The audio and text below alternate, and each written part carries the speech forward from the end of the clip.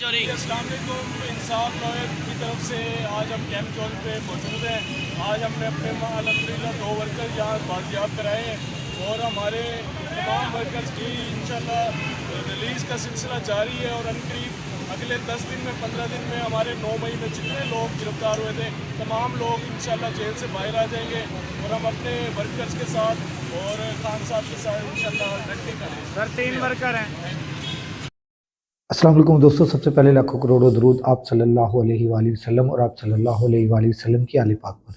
دوستو آپ نے یہ ویڈیو دیکھی، یہ جو لڑکے ہیں یہ 9 مئی سے جو جیل کی قید و بند کی مشکلات ہیں وہ برداشت کر رہے تھے، اور ان کی رہائی ہوئی ہے۔ اللہ تبارک تعالیٰ تمام باقی کے جتنے بھی 9 مئی کے کارکنان، 9 مئی سے کارکنان جو ہیں وہ جیلوں میں قید و بند کی مشکلات برداشت کر رہے ہیں، اللہ تبارک و تعالیٰ ان کو بھی رہائی بالخیر عطا فرمائے، اور عمران خان اور عمران خان کے ساتھیوں کو بھی اللہ تعالیٰ رہائی بالخیر عطا فرمائے۔ اچھا دوستو، آج ایک سپریم کورٹ کے ایک فیصلے نے بہت زیادہ مجھے حیران کیا، پریشان کیا۔ میں اس کے متعلق اگر توہین عدالت کی امان پاؤں تو لب کشائی کرنے کی جسارت کرنا چاہتا ہوں کہ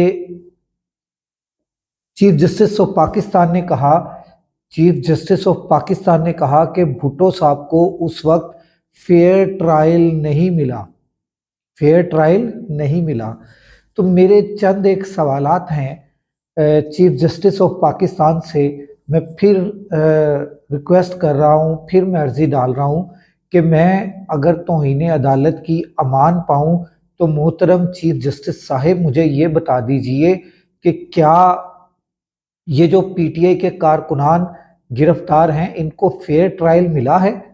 کیا یہ جو عمران خان صاحب کو سزائیں دی گئی ہیں چند 3-4 کیسز کے اندر، کہ کیا عمران خان صاحب کو فیئر ٹرائل ملا ہے، یا فیئر ٹرائل صرف ان کے لیے بازگشت ہوگی، ان کے لیے یہ الفاظ بولے جائیں گے جو اس وقت اس دنیا فانی میں موجود نہیں ہیں؟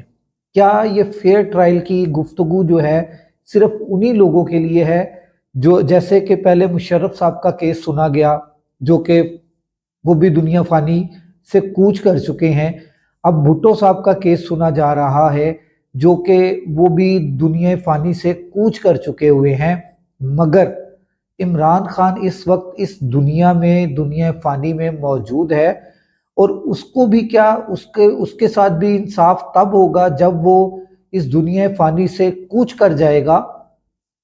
اللہ تبارک تعالیٰ اسے صحت والی عمر خضر عطا فرمائے، وہ پاکستان کے اور امت مسلمہ کے حق میں بہتر لیڈر ہے۔